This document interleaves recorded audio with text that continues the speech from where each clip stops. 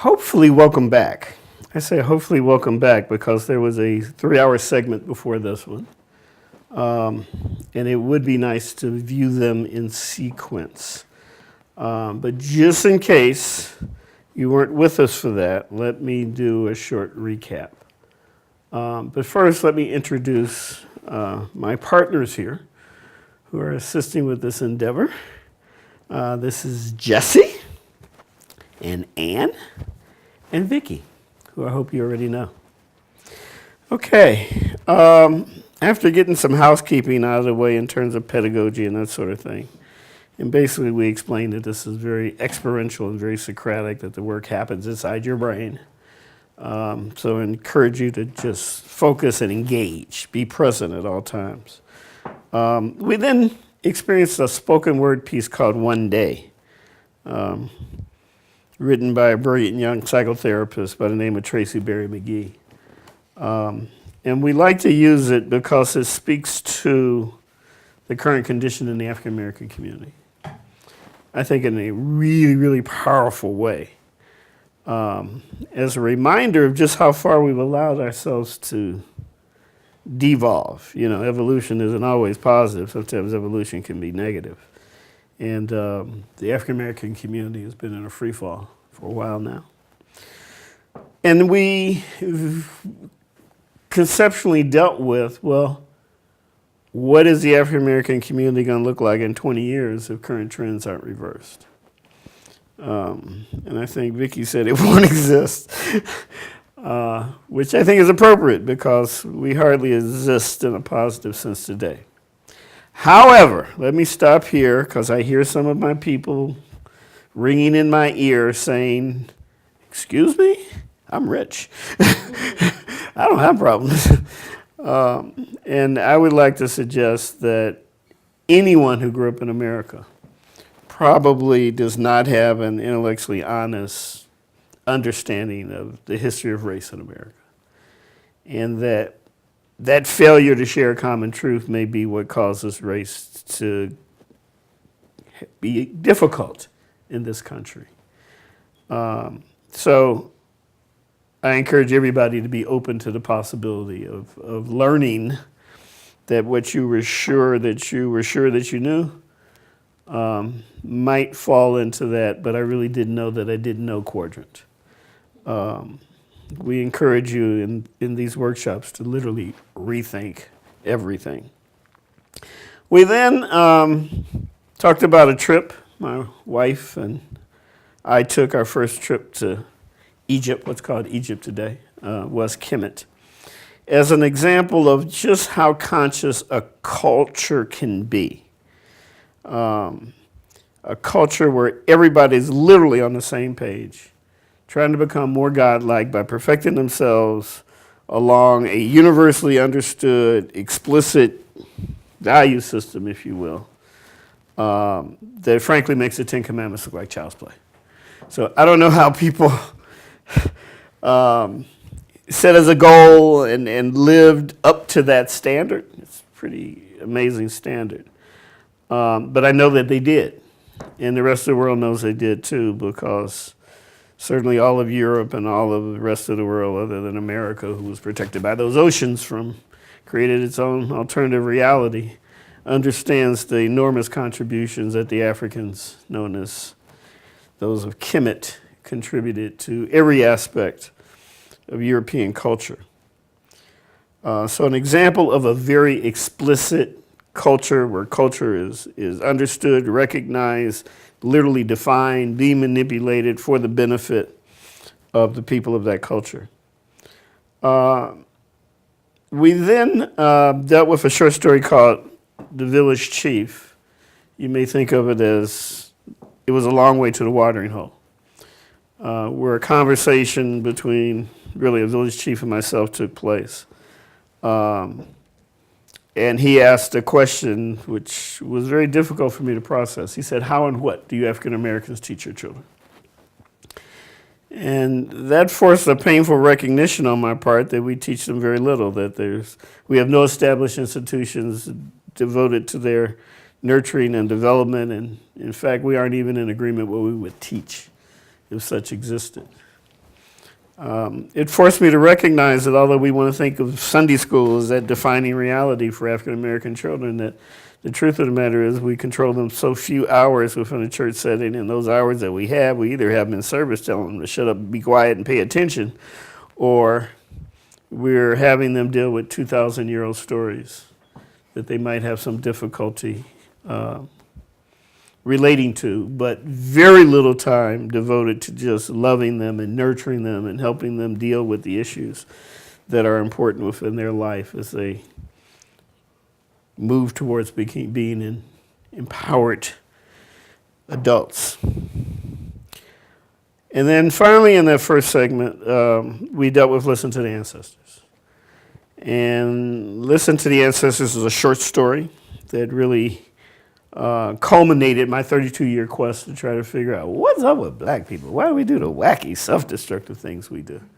And so out of proportion with, even our economic status, social status, educational status, just off the chart in a negative sense. And of course, it gets worse by the day. Not that some haven't escaped it. Heaven knows that there are black people who, fortunate enough to be born into this era of opportunity, have done just exceptionally well. Both economically, which to me is not necessarily an accurate measure of one's success or failure in life, but also economically. And I perceive that we all as African Americans have a need for healing. But they may not perceive that need for healing, and I want to acknowledge them and their success. I also want to acknowledge some of my Caucasian friends, whose voices are ringing in my ears right now, who sometimes say things like, well, they just want to make me feel guilty, or why can't they just suck it up? I mean, that was a whole long time ago. And I certainly respect that position because I understand how you arrive at that position and how difficult it is to see some of the behaviors of the African American community and find it rational at all. But I encourage those to be open to the possibilities as well. And particularly in this segment, we hope that they will understand beyond any shadow of a doubt why we African Americans do wacky, self-destructive things. And when I say this segment, I mean it during the next 3 hours. There was some healing that took place during that first 3 hours as well. And that pretty much brings us to where we are right now. So I'd like to move forward from here. And I don't apologize for what I'm getting ready to do because I think it's necessary for the process. What I want to do is I want to talk about slavery. And I'm more than aware that the vast majority of us have never spent 5 minutes in our entire lives thinking about what slavery must have been like. Most people consider me a well-educated person, and I can tell you everything I learned about slavery in my many years of K-12 and higher education and graduate education in one breath. Slavery meant you worked and didn't get paid, and there were good slave owners and bad slave owners. That was it. And I'd like to just take a few minutes to suggest it was a whole lot more hell than that. I want you to conceptualize not having any control over your destiny whatsoever. None. Not even to the point where you could even attempt to defend your physical being or that of loved ones, even of young children that you would want to protect. And to live in a culture, a subculture, if you will, the culture of the enslaved in America, where there was nothing that any white person could do to you and there be any responsibility on their part in relation to it, unless they destroyed your economic value and then they owed some money to your owner. Literally, think about it. late in the process, at the dawn of the Civil War, the Dred Scott case, which started right here in St. Louis, where we are today, the Supreme Court, in no uncertain terms, just as crystal clear as could possibly be done, said there is no right which any person of African descent has that any white person need ever respect. And that was our reality for hundreds of years in this country, where we were being told that we were literally cursed by God, that there was proof of that curse. And, here's a verse that says, treat your slave owners as if they are God themselves. Where you were given a religion, but pretty much taught that if you're praying for God's help and you're not getting it, you don't deserve it. And that maybe in the next life, he'll like you or not. Or maybe you'll go to hell and be tortured for all eternity. Where you got to raise a little girl or girls. Heaven knows they want you to reproduce, us to reproduce. And instead of feeling good about her beginning to develop into a beautiful woman, you had to deal with the sexual exploitation that she would face, not knowing the severity of the brutality that she might be subjected to, et cetera, et cetera. Or where you have a rambunctious young man that you have to beat into submission because you have to be able to stop them on a dime before they offend some white person that might put a real hurting on them. And this is your reality for every moment of your life, literally. Every moment of your life, literally. You and all of your loved ones were at risk of the worst kinds of torture and terror that could be imagined, where you were not considered to be a human being at all, and certainly were not even treated like prized livestock. And I hear some ringing saying, oh, but they were good slave owners, and was it really that bad? And here's what I submit to those that may be thinking that.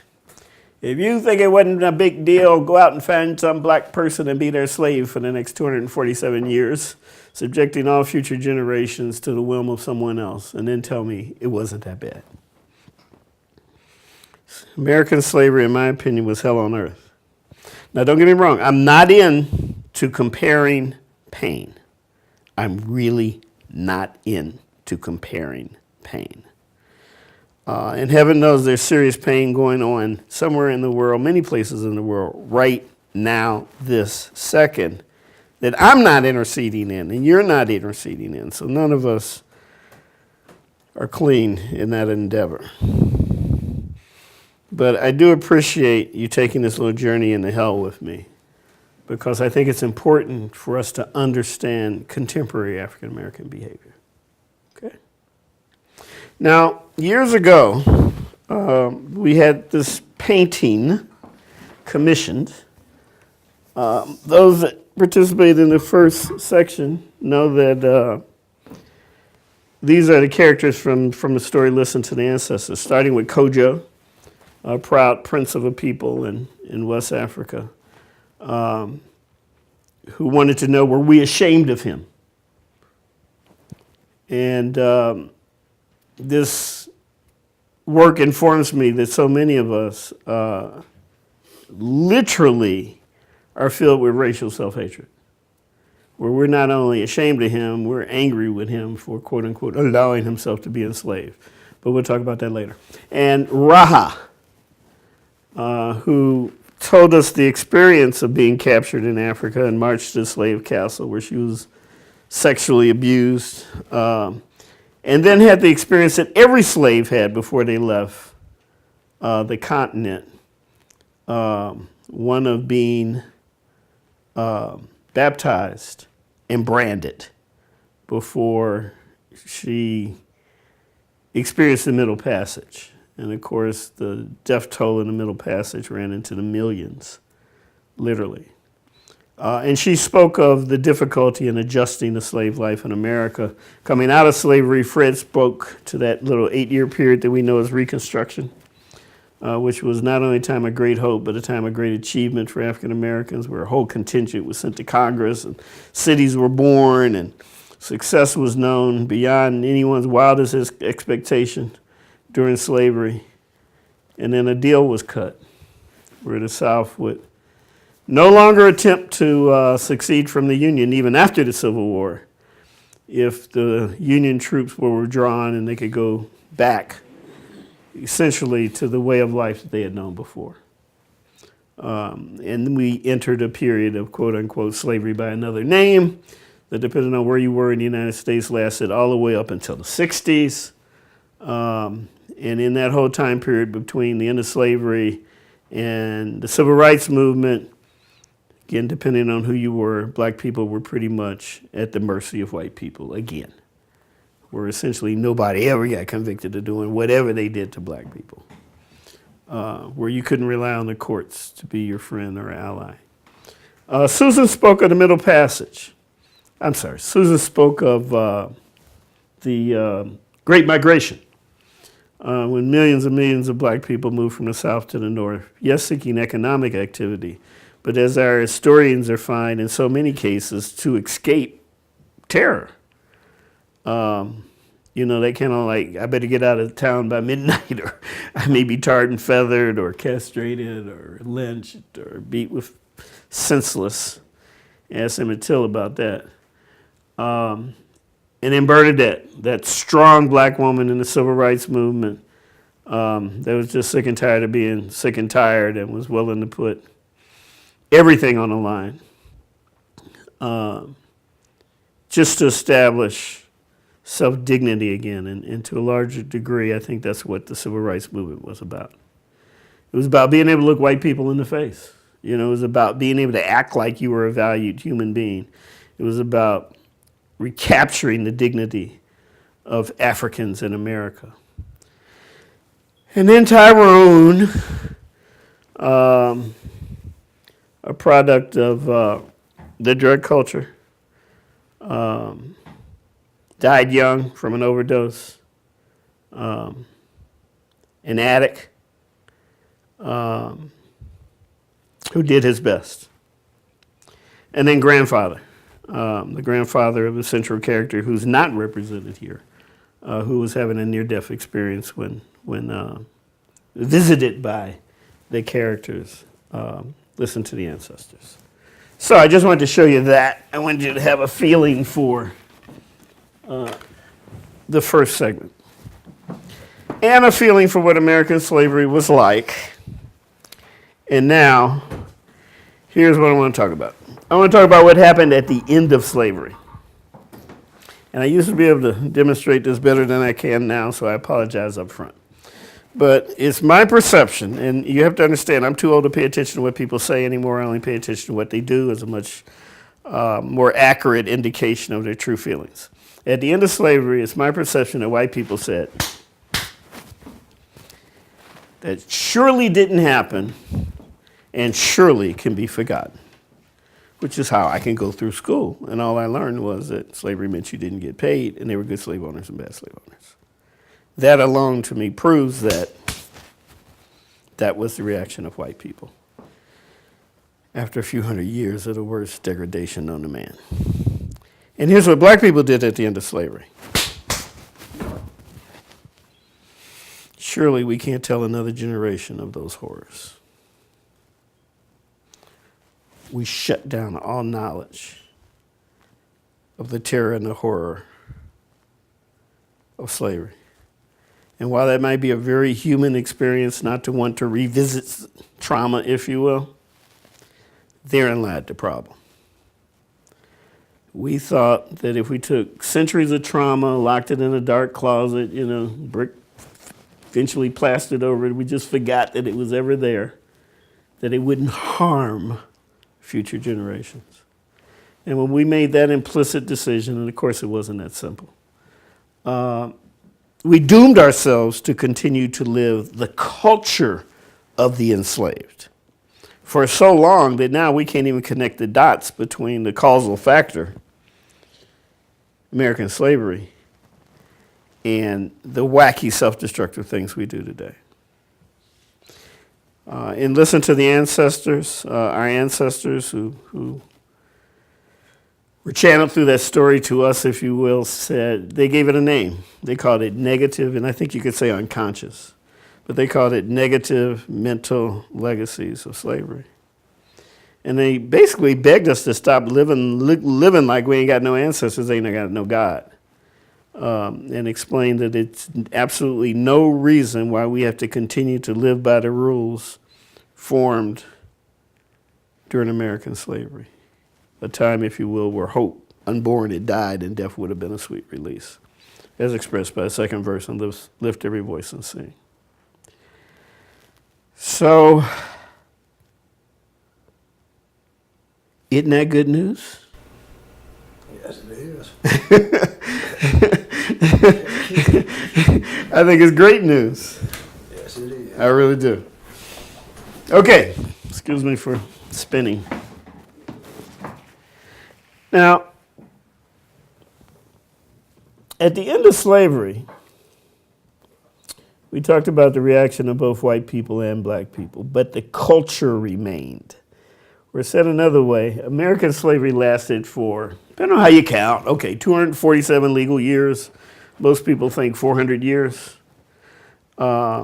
You certainly get to that if you count that time period between the legal end of slavery and the civil rights movement, which we now think of as slavery by another name. But you can go with 247, no problem. And during that entire time period, the only choice that people of African descent had, as a group and as a single individual, was the choice between life and death. That's it. Everything else was out of your control. Now, I run into many African Americans today who are very disrespectful of the ancestors. They consider them chumps that allowed themselves to be enslaved and want to know why would they allow themselves to be enslaved. Well, what I've concluded from my journey is just the opposite, that we're not a race bred from the weak. We're a race bred from the strong, incredibly strong people who could choose life under those circumstances. And I ask myself, why? Why would someone choose life under those circumstances? And of course, many didn't. And the only reason I can come up with is because they believed that one day a future generation would be able to control their own destiny again. That they refused to allow the bloodline to end, if you will. And if you know Africans, even contemporary Africans, you know, that concept of stopping the flow of generations is a very difficult one for them to even conceptualize. So they held on for us. And what they said and listened to the ancestors straight up is, and y'all acting like this today? Please. You're driving us crazy up here. We can't take it anymore. So they literally said that they went to the Creator and said, hey, can we drop a dime? And he said, well, that's very unusual, but sure. And the story flowed to you. The only choice was death or life. If you chose life, then you were choosing to subject yourself to the culture of the enslaved. And what's culture? Everything. Much less within a culture where every element of your being is being controlled, if not abused by somebody else. Now, the decision not to speak of the trauma, I'm talking post-slavery, resulted in an unintended continuation of the culture. Or said another way, those wacky self-destructive things we do today that are so damaging within the culture of African Americans made perfect sense to survive slavery. They were in fact necessary, and we'll discuss that at length in the next hour. So there was an unintended continuation of the culture, and that unintended continuation of the culture caused an unintended consequence, which was eventually not even knowing from whence the negative aspects of our culture originated, which is essentially where we find ourselves today. Killing and brutalizing one another, acting like we ain't got no ancestors, ain't got no God, and don't have the slightest idea why we're doing it. So we can't conceptualize and implement viable strategies so that as a community we can finally heal. Or think of it as we're missing a link in a link sequential process that's required in order to heal. Remember the slide, Vicki? You know, if a piece of history of a person is unresolved, it's always present. Well, it's true for a group of people too. And we have a huge piece of history that has never been examined, much less resolved. Meanwhile, however, there are cases in which a link sequential process is just absolutely essential. You know, and I'd like to give some examples of that. For instance, I've never heard of a baby that could talk before babbling. You know, it's just a link required sequential process that you learn how to make those sounds and control those sounds and then figure out what they mean and then link them together before you can start talking in sentences and paragraphs. It just is that way and no other way will work. I've heard people say, you know, that baby never crawled. They just walked across the room one day.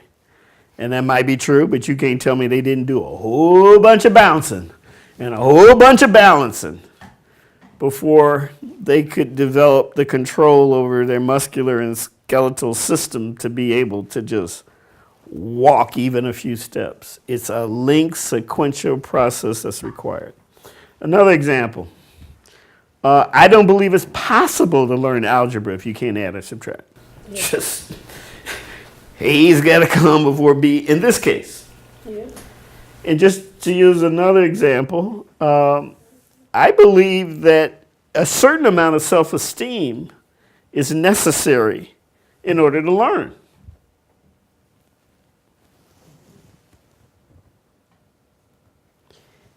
And finally, that an intellectually honest understanding, let me say that again, an intellectually honest understanding is necessary in order to craft successful strategies.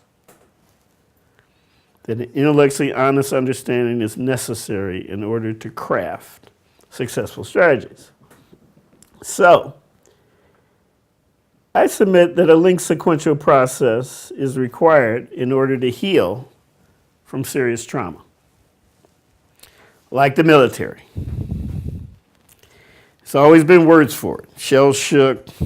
I think during the Vietnam War, we just said, that brother is crazy. And of course, now we have fancy names for it, post-traumatic stress disorder. Rape, for many people, is a serious traumatic experience. Serious injury, even viewing the injury of others. So how does one heal from trauma? You've got to walk right through it. You got to be willing to revisit it, just like you did, Vicki. As many times as necessary to get it to the point where it just happened.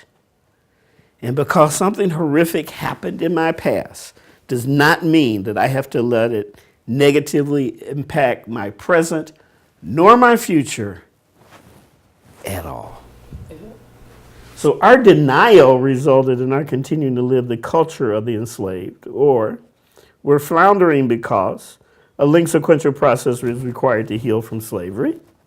We and our children were sheltered from slavery, the horror of it as if it didn't happen. But meanwhile, such horror has lasting negative legacies, which are mitigating very slowly from generation to generation because they've never been explicitly addressed.